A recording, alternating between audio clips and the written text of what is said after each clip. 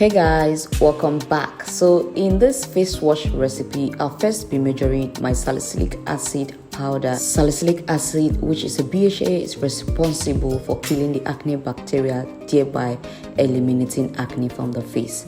Simply take the salicylic acid powder to a porcelain mortar and grind it till powder is completely smooth. This is quite optional, but I always do this because this makes it easier for the crystals not to reform after the formulation.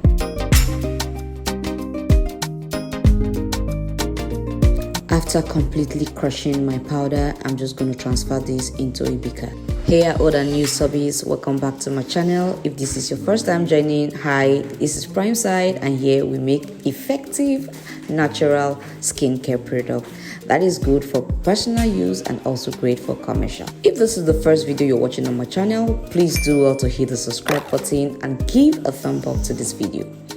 Alright, so I'm going to be adding propylene glycol into the salicylic acid because it's a suitable solvent to dissolve salicylic acid without heating it. Just simply stir the salicylic acid in the propylene glycol. Keep a continuous stir until it fully dissolves.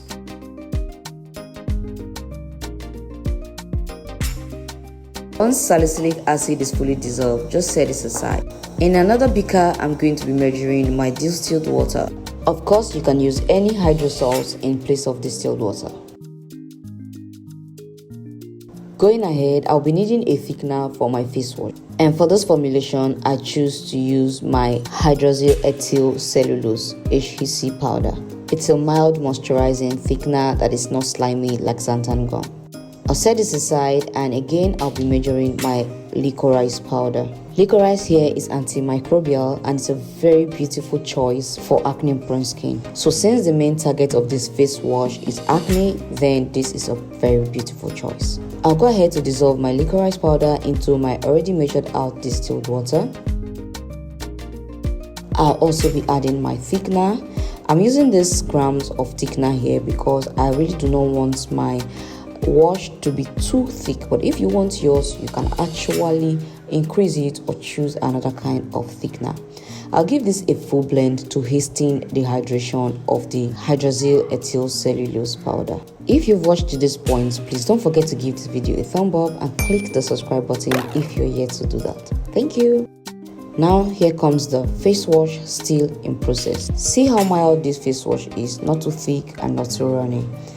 I'm going to be adding my vegetable glycerin. Remember, this contains salicylic acid and it will be drying on the skin, so I'll have to add a humectant which will help to draw water from the air into the skin. I also added aloe vera gel to improve hydration. After this, give this mixture a good stir. I'm transferring this mixture into a bigger beaker so that I can easily mix with my blender while I add my salicylic acid mixture. Here is fully dissolved in propylene glycol, and I always like to mix while ever I am turning anything that looks like crystals so that it gives me a full blend and it doesn't have to recrystallize. So yeah, I'm adding my propylene glycol and salicylic acid mixture into this while blending. I'm doing all this blending before I add my surfactant so that I don't let the mixture lather too much.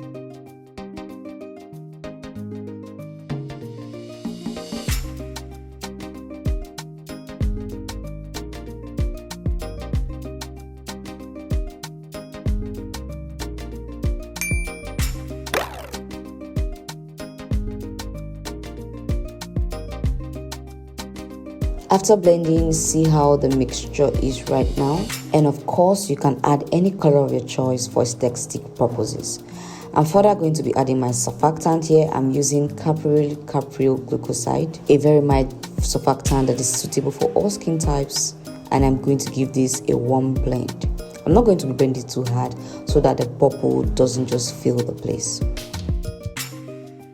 So after mixing everything together, it is time to check the pH of this face wash. Ordinarily, because salicylic acid is here, our pH is supposed to range from 3 to 4.5 for salicylic acid to be fully effective, but I want to make mine at about 5 so that it doesn't become too drying. Now we have 5 to 6. I still want to bring it down with some citric acid solution so that I can get something like 4.5 to 5.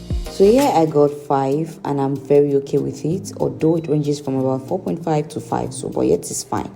I'll go ahead to add my preservative to help prevent this formulation for microbial growth. After this, I'm just going to give this a final mix, and voila, our face wash is ready.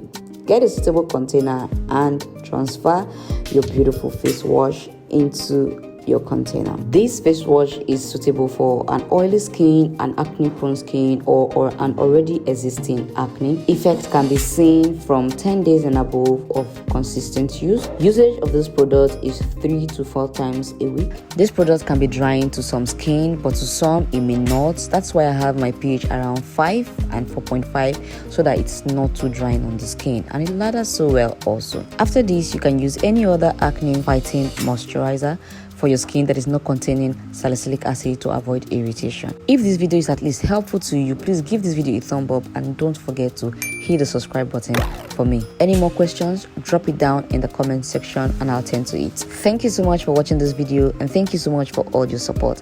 I'd love to see you in my next video, but for now, take care and have a lovely day. Bye.